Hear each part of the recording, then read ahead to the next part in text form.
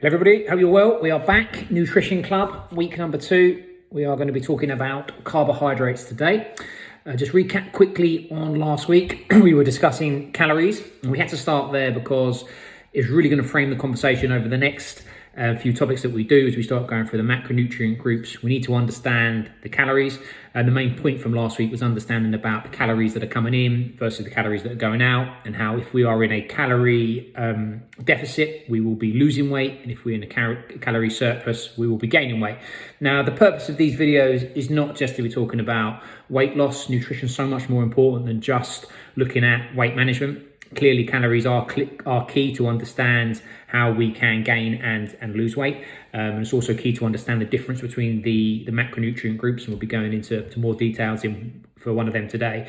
But nutrition is about much more than just that. It is the fuel that we get for our bodies. I often think that we think more about the fuel that we put in our vehicles and not so much about the fuel that we put in our body, but it's how we can function as humans comes from the foods that we consume. So energy for performing both physically and mentally comes from the foods that we eat. Also the nutrients that are essential, essential amino acids, essential fatty acids. We'll be getting into all of them in the future. The fiber that we need. You need to make sure that we're consuming the vitamins and minerals. There's loads of things to be thinking about other than calories, but we had to start there because that is the energy that comes. That's the currency of energy. That's that's what the body uses to function, and then that's the ultimate breakdown of all of the foods. But as we go through more of the topics, and we'll be discussing other things as well.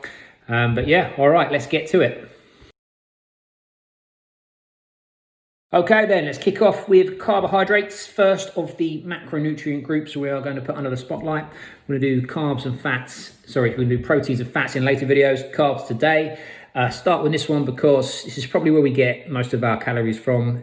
Certainly in the Western diet, lots of our staple meals come from foods very high in carbohydrates. Wheats, grains, pastas, breads, potatoes.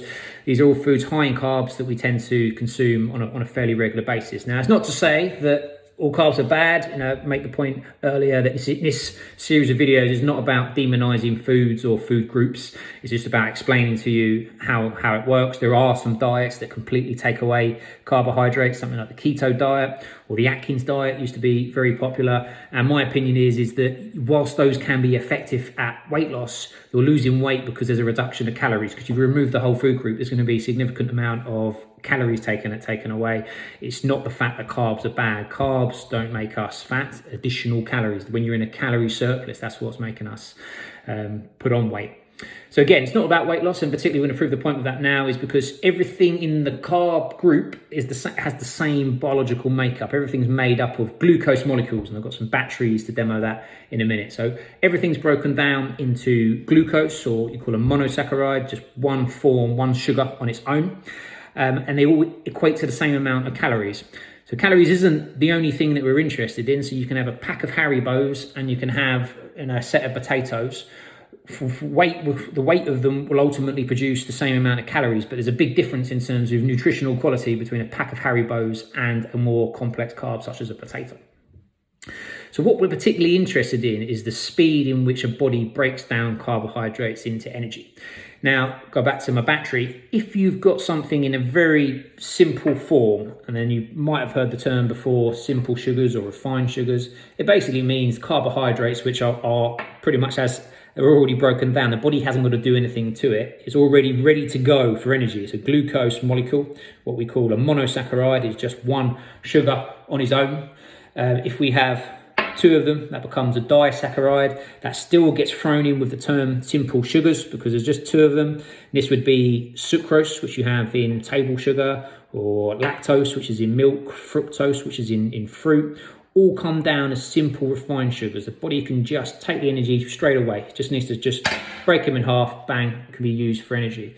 So if you think about a Lucozade is effectively loads of these single glucose molecules, all free. So they're not attached to each other. They're just loose. You take them into the body, straight away it can get them and use them for energy, which is great if you're cycling up a hill, but it's not so good if you're having breakfast.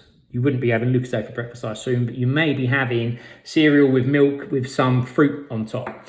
Now this, whilst they do have health benefits, things like fruit, they are simple sugars, which means they do break down very quickly because they're practically individual glucose molecules already.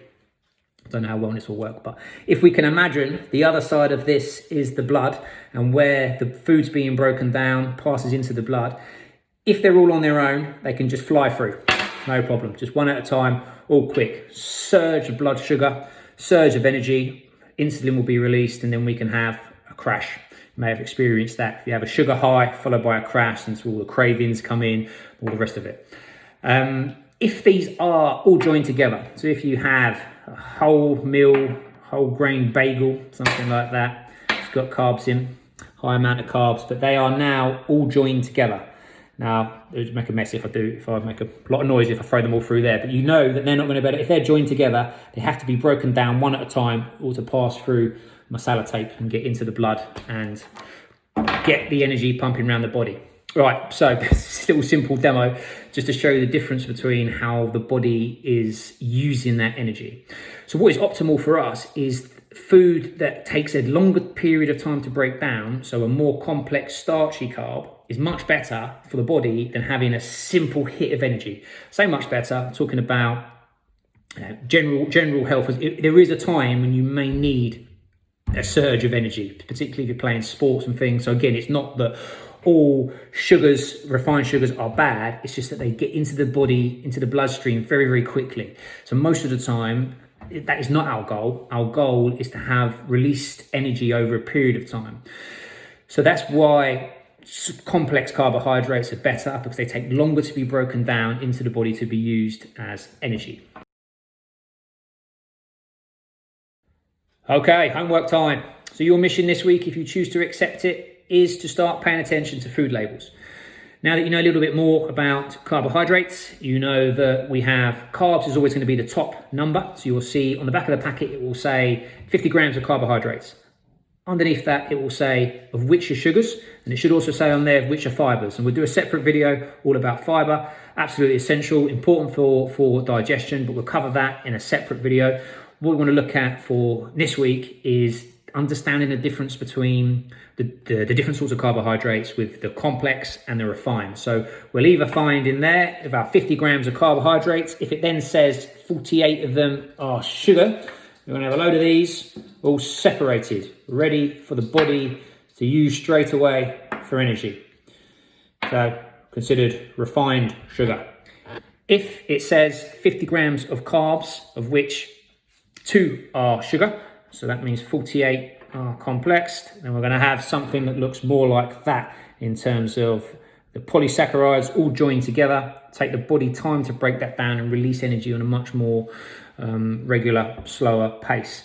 Now, it's not just the speed of energy that we're concerned about. It's also that with the refined sugars, you don't really get anything else. You just get the single molecules on their own. You don't get any fiber. You don't get any other nutritional value. It's just instant energy.